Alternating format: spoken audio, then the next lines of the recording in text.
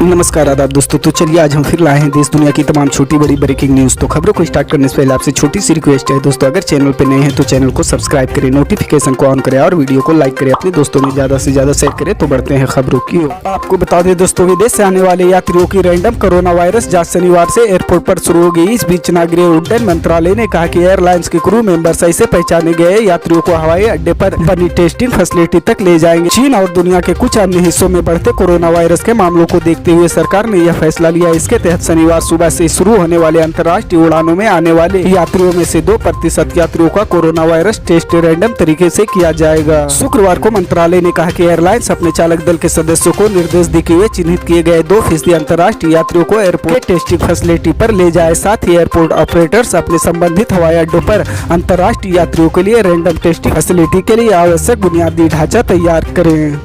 आपको बता दें दोस्तों, भारत और श्रीलंका के बीच समुद्र में बने कथित राम सेतु के मुद्दे पर गुरुवार को राज्यसभा में चर्चा हुई। इसे लेकर केंद्र सरकार ने संसद में जवाब भी दिया। केंद्र सरकार की ओर से कहा गया कि राम सेतु के वजूद के स्पष्ट सबूत अभी तक नहीं मिले। केंद्र की ओर से कहा गया कि सरकार लगातार प्राचीन द्वारका और ऐसे मामलों की जाँच के लिए काम कर रही है। दरअसल हरियाणा से निर्दलीय सांसद कीर्ति शर्मा ने राज्यसभा में पूछा था कि क्या सरकार हमारे गौरवशाली इतिहास को लेकर कोई साइंटिफिक रिसर्च कर रही है, क्योंकि पिछले सरकारों ने इस मुद्दे को महत्व नहीं दिया।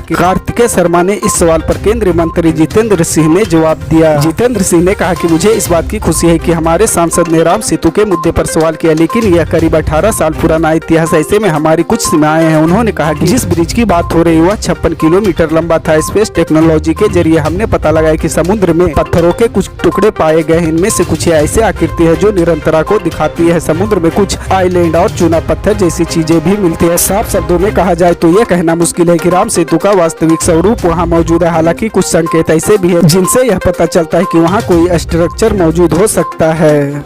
आपको बता दें दोस्तों, कांग्रेस के वरिष्ठ नेता दिग्विजय सिंह ने शुक्रवार को तेलंगाना में पार्टी नेताओं से पार्टी मंचों के भीतर अपने विचार व्यक्त करने को कहा और चेतावनी दी कि खुले तौर पर आरोप प्रत्यारोप करने वालों के खिलाफ कार्रवाई की जाएगी। यह दावा करते हुए कि तेलंगाना में सत्ताधारी विरोधी लहर है। उन्होंने सत्तारूढ़ बीआरएस और भाजपा को हराने के लिए पार्टी नेताओं के बीच एकता की आवश्यकता पर जोर दिया। कुछ वरिष्ठ नेताओं की शिकायत के मद्देनजर पार्टी की राज्य इकाई में संकट को हल करने के लिए सिंह ने तेलंगाना में कांग्रेस नेताओं के साथ बुधवार शाम से बातचीत की है। हाल ही में पार्टी में शामिल होने वालों को मूल्य नेताओं और कार्यकर्ताओं की कीमत पर प्रमुखता मिली। उन्होंने संवाददाताओं से कहा कि राजनीतिक में महत्वाकांक्षी होना स्वाभाविक है और हर व्यक्ति की महत्वाकांक्षी होती है, लेकिन पार्टी का अनुशासन सर्वोपरि है। मैं हाथ जोड़कर सभी कांग्रेसियों से, विशेषकर वरिष्ठ नेताओं से प्रार्थना करता हूं कि वे जो कुछ बोलना चाहते हैं पार्टी के अंदर और पार्टी के नेतृत्व से बोले।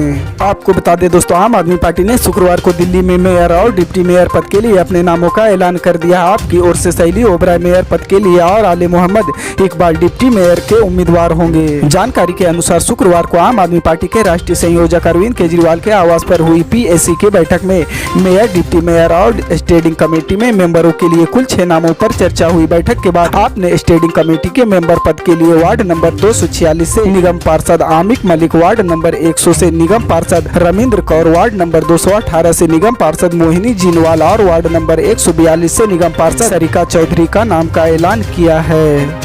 आपको बता दें दोस्तों, पिछले 200 दिनों से अधिक समय से धरने पर बैठे कश्मीरी पंडित सरकारी कर्मचारियों ने शुक्रवार को जम्मू में बीजेपी के मुख्यालय का घेराव किया। दरअसल सरकारी कर्मचारी कश्मीरी पंडितों में जम्मू कश्मीर के उपराज्यपाल मनोज सिन्हा के बयान को लेकर नाराजगी है। आज तक के एक सवाल के जवाब में एलजी मनोज सिन्हा ने कहा था कि कश्मीरी पंडित सरकारी कर्मचारी अगर काम पर नहीं लौटते हैं तो उन्हें वेतन नहीं दे सकते। एलजी मनोज सिन्हा ने घाटी में तैनात कश्मीरी पंडित सरकारी कर्मचारियों और जम्मू कश्मीर के अनुसूचित जनजाति के कर्मचारियों का वेतन जारी करने से इनकार कर दिया था, लेकिन हाल ही में टारगेट किलिंग के बाद वेतन देना पड़ा था। कश्मीरी पंडित कर्मचारियों का वेतन रोकने और उन्हें घाटी में वापस आने की सरकार के आदेश को लेकर कहा गया था कि अगर यह व्यवस्था बंद नहीं की गई तो कश्मीरी पंडित सभा का अपना आंदोलन तेज करेगी। प्रधानमंत्री रोजगार पैकेज के तहत घाटी में तैनात केपी कर्मचारियों का आंदोलन बीते 182 दिनों से जारी है, जिसमें उसकी मांग है कि उन्हें घाटी से निकालकर मैदानी इलाकों में पोस्टिंग मिले।